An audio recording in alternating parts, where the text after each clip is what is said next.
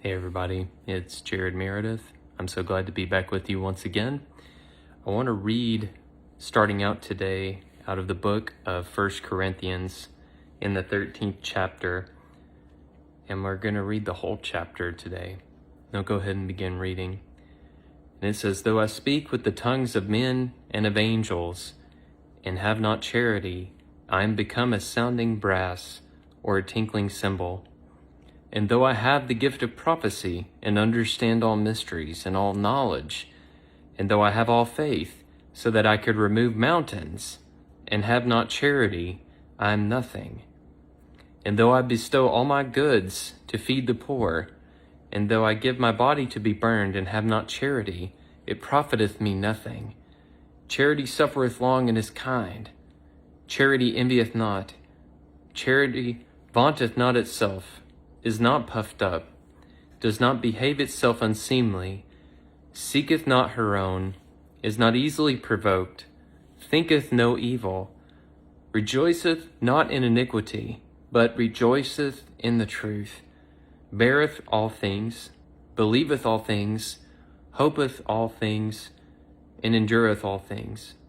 And charity never fails, but whether there be prophecies, they shall fail. Whether there be tongues, they shall cease, and whether there be knowledge, it shall vanish away. For we know in part and prophesy in part. But when that which is perfect is come, then that which is in part shall be done away.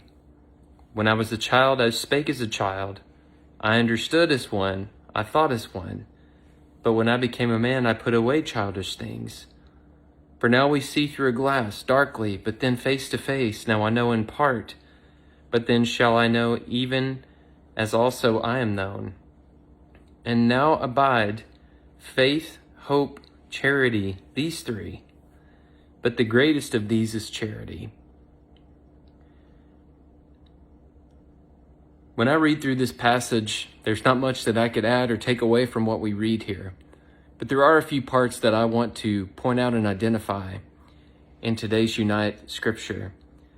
And it says here, "If I have not charity, I become as a sounding brass or tinkling cymbal." When I read this and interpret that, it begins to put in the mind of me going through the motions or just making noise for the sake of making noise without having a message or meaning behind why I'm trying to be noisy. I like to put it in the terms of, if you know that you are under the press or under attack, chances are you're going to sound your voice or let others know that you're in distress. And when we do that, it's not just that we want people to know that we're in trouble. We are asking for charity or for someone to help us in that moment.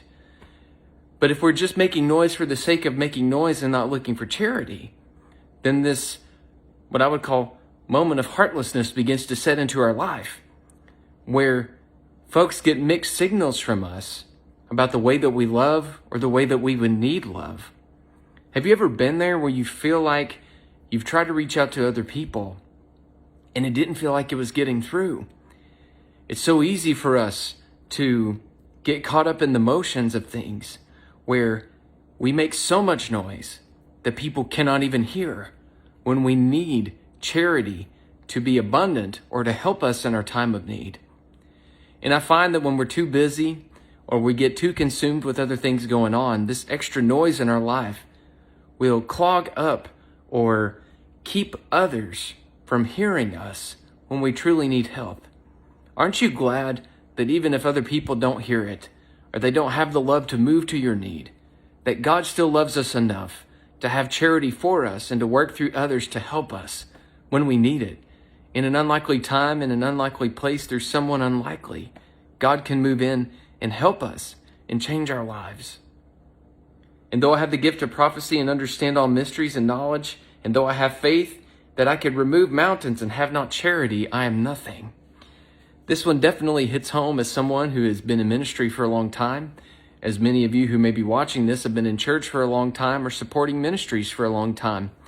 And how easy it is for us to have the ability through gifts and talents, or knowing the knowledge of what our calling is, or having access to repeat our calling or our actions through our calling on a regular basis.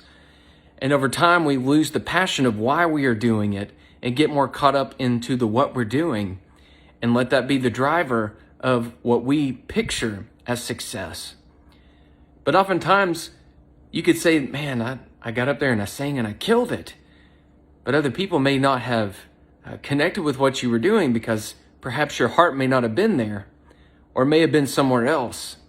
And I found this to be true, and I confess it firsthand, that if my heart is wondering about something else in front of me or around me, and I'm not fully focused in that moment of worship towards God, then I may not be reaching lives as though I thought I was, even though it may sound good, or even though you may have been in rhythm, or everything was together and everything sounded good in the sound system, and there were no glitches or hiccups in anything that you were projecting in the midst of your service.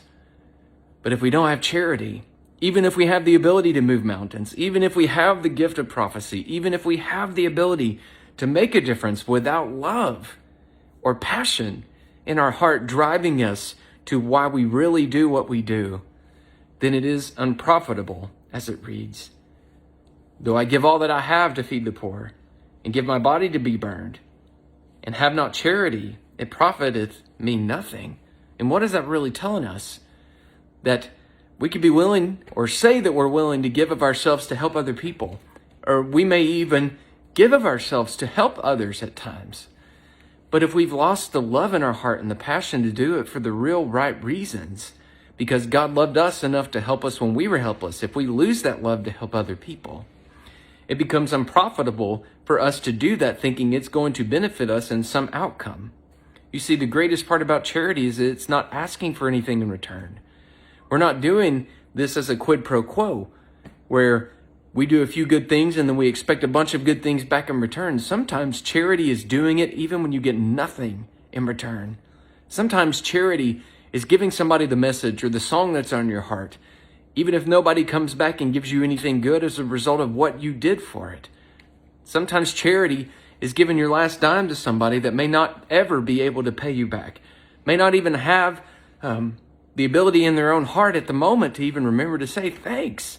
And yet sometimes I think we as people want that gratification or that closure where we are wanting people to acknowledge the charity that we've given instead of knowing that the good that we did with it is more important than the acknowledgement or the thanks or appreciation we get as a result of doing it. It suffers long and is kind. It doesn't envy, doesn't vaunt itself out, and is not puffed up, does not behave itself unseemly, seeketh not her own, is not easily provoked, and thinketh no evil, rejoiceth not in iniquity, but rejoices in the truth. Charity will look over a multitude of times when people will continue to fail. It continues to give us a heart where we are not envious or jealous of someone else's progress.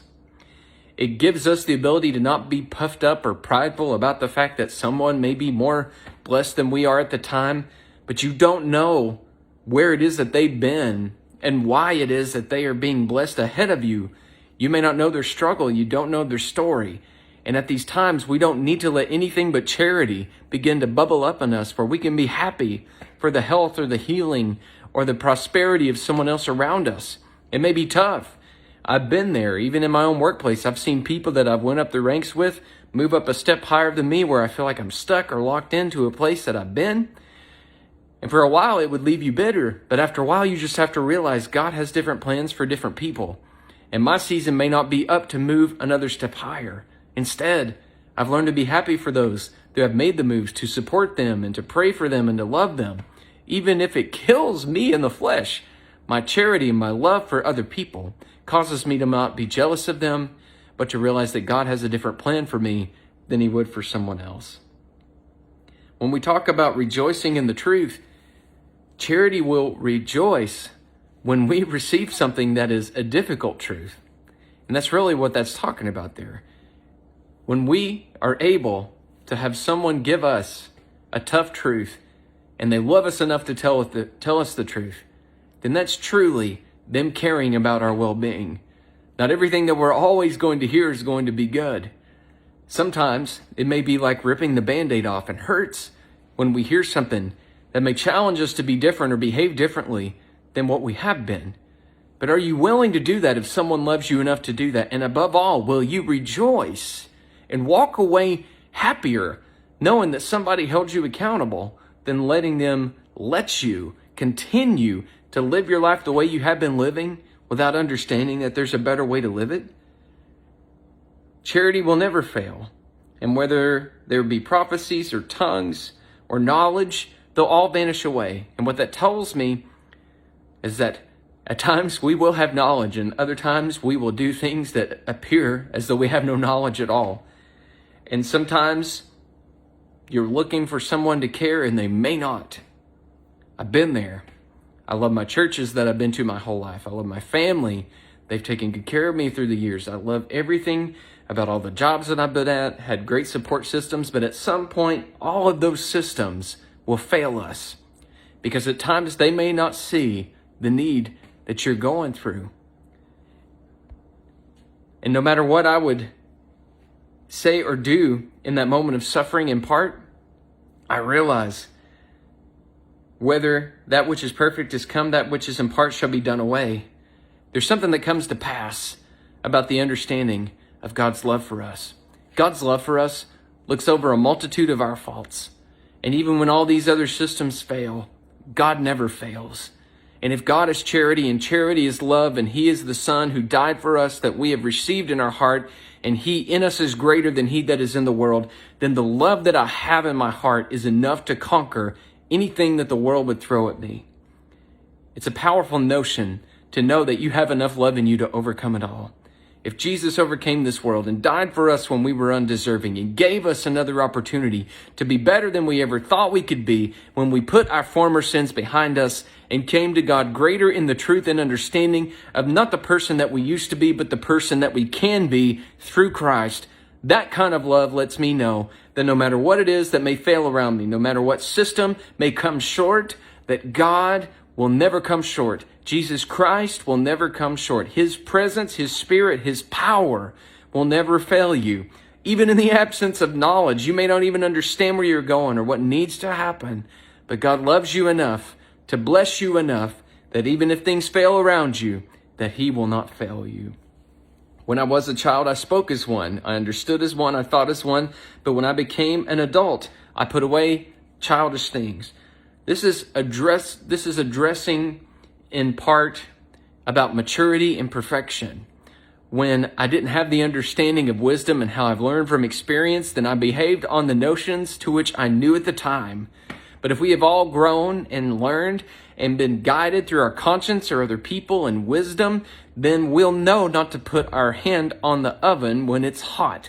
We'll know not to touch the iron when it's turned up all the way. We will learn from our mistakes where we have failed or been guided to do something different than we have. And that's how we get guided towards a greater charity. When we stop being immature, stop living in the petty things, and start growing up, growing in God, and looking over a multitude of things where we would have picked them apart or judged them on every single failure. It's not our place to judge. It's our place to love.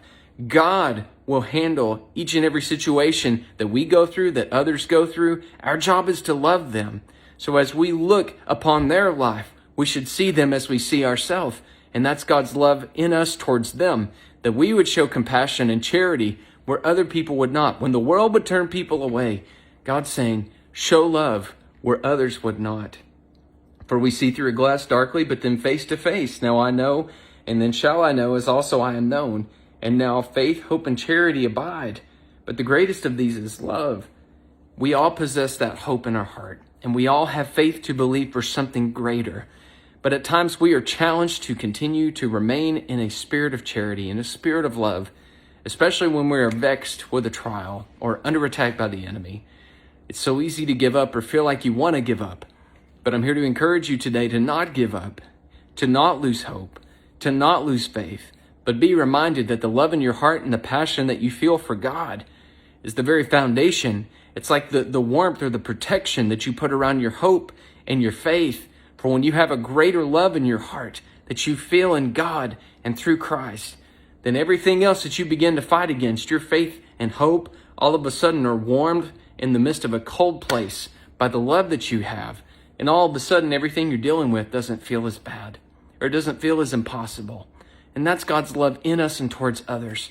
And when you feel like a person has done you bad and has taken it far to a point that you just could not forgive them, God's love will set in and charity will come to pass. And all of a sudden, your anger will become pity upon those things which you once did not understand, but then God gives you where it is made clear. Once dark, now revealed in light and truth. And we can rejoice in the truth and knowing that He loved us enough that we could forgive others, show love to them, and be willing to help them, even when everything else fails, even when we don't get appreciation, even if no one ever tells us thank you, that as long as we are loving people, above all the gifts and callings that we have, above all the systems that we work in to work the ministry, if we continue to love people and be centered on love, everything else will not fail you. But without it, we're just a failed system. We're just a people that are failing and missing the need. And above all, we're not telling people the truth. Think about that. Share this with somebody. Look for charity in your heart. And if you feel like it's missing, pray and let God help you.